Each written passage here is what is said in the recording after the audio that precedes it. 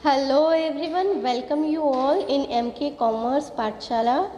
In previous video we have discussed about various assumptions which is related to law of demand.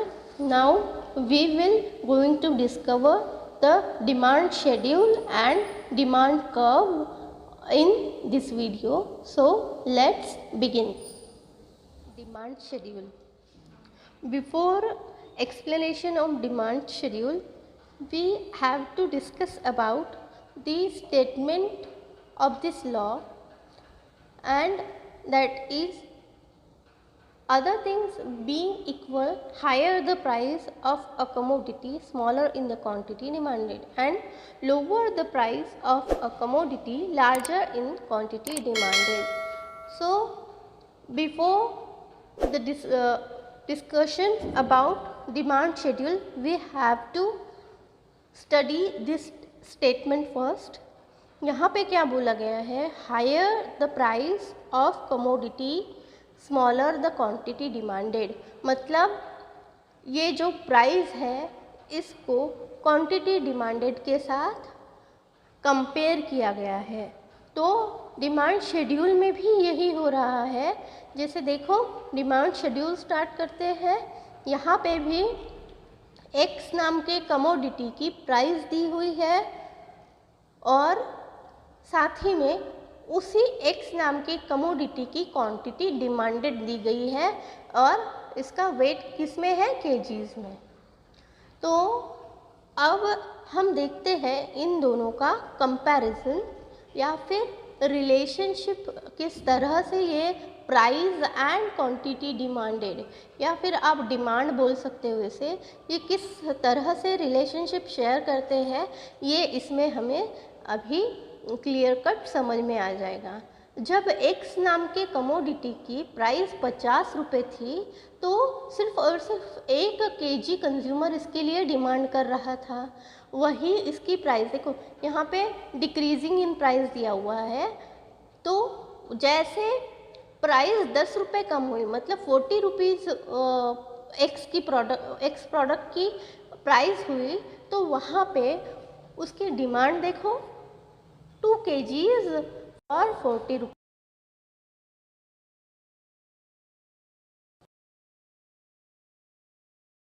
आपका जो demand है उसका demand और price का relationship दिया हुआ है।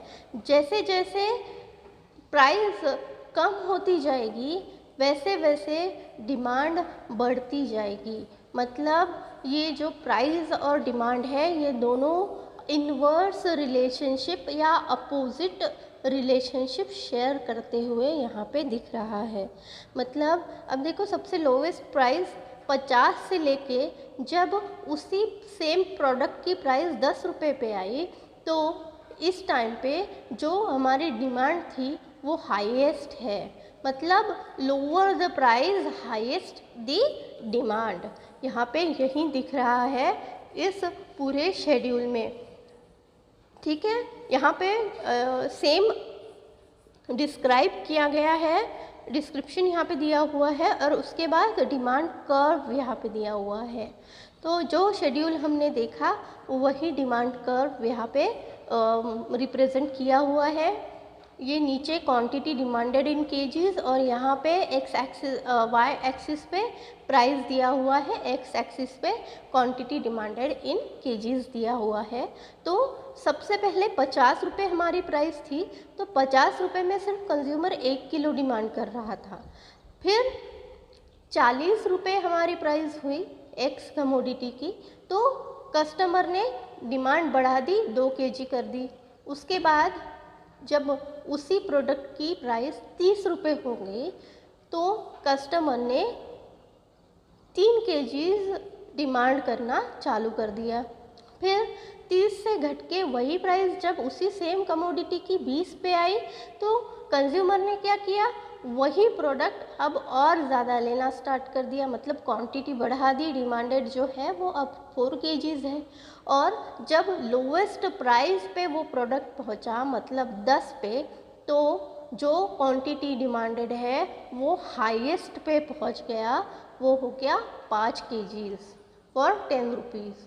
तो यहाँ पे प्राइस और क्वांटिटी डिमांडेड दोनों भी इन्वर्स रिलेशनशिप या अपोजिट रिलेशनशिप शेयर करते हैं, और इसीलिए ये जो डिमांड कर्व है वो डाउनवर्ड मूव होता हुआ हमें दिख रहा है। तो यही सारी चीज़ें दी हुई है। तो आपको सेम ये यहाँ पे ट्राई दिस जो दिया हुआ है बुक में आपकी मिल जाएगा, ये सेम आपको बनाना है, एक्सप्लेन करना है, और इसका आपको ग्राफ बनाना है। आई मीन जो डिमांड कर्व यहाँ पे ये ऐसा दिख रहा है, यही सेम आपको यहाँ पे बनाना है, ठीक है। इस पर्टिकुलर शेड्यूल का जो एप्पल कमोडिटी दी हुई है पर्टिकुलर नाम से, तो जैसे जैसे यहाँ पे उल्टा हो रहा है, देखो 40 रुपये पहले था और वो बढ़ते बढ़ते 80 हो गया।